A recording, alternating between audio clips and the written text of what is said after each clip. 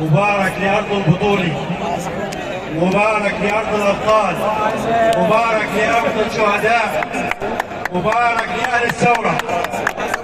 الثورة بدأت ب 2011 بس احنا ثورتنا بدأت بالثمانينات. احنا دولة الثمانينات ما كان الحقد اللي موجود في قلبنا طلع على النظام. نحن طلعنا لنتصل لشهدائنا وجرحانا وايتامنا بالثمانينات. حماه هي ارض البطولة، ارض حماه مجمولة بالدم. دماء شهدائنا موجودة تحت الطرقات وتحت الامن، موجودة بكل مكان وكل شارع بمدينة حماه. نحن طلعنا لننتصر لأولادنا وأعراضنا، لدمائنا اللي استهتر فيها وضحى فيها نظام الأسد وأعوانه وأبنابه. نحن ما طلعنا بس من 2011، نحن طلعنا نتيجة شهدائنا اللي معبين الشوارع، اللي دماءهم الموجودة تحت المباني اللي واقفين عليها نحن. حماه تستحق انه نبارك لها، تستحق اليوم الاحتفال يكون فيها، ونحن نرفع راسنا انه ضحينا وقدمنا لحتى نكون اليوم بساحه العاصمه حماه. الله يحميكم جميعا.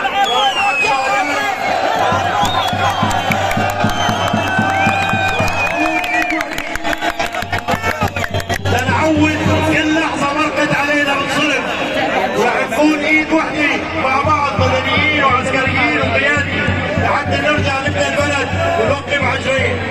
الله يعطيكم العافيه.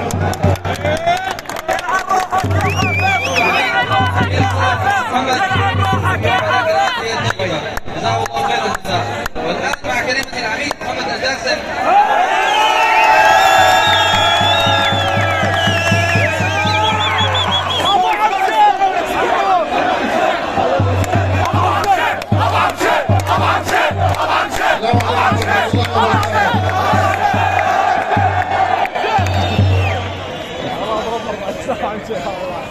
حقيقة احنا نستحق النصر، هذا الشاب يستحق النصر. مبروك عليكم النصر. عصر سن الهوان راح، اليوم عصر المراجل. والله العظيم اللي يحكي مع مواطن سوري بدون وجه حق لا يعرف انه وراه جيش جرى.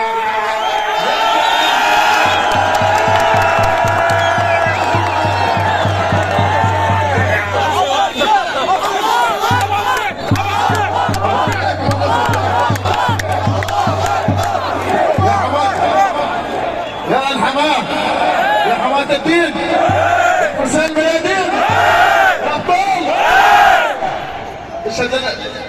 تشهد لنا كل الساعات. أبناء حماه تشهد لنا كل الساعات. هذا خلت ساعة إلا رب العالمين فضل الله عز وجل كلمة نصر أيدينا. تستحقون هذا النصر، وهذا النصر يتطلب منكم تحافظون على الأمن وعلى القانون وتحافظون على الدولة. وكل ما قوة الدولة كلكم مع الدولة.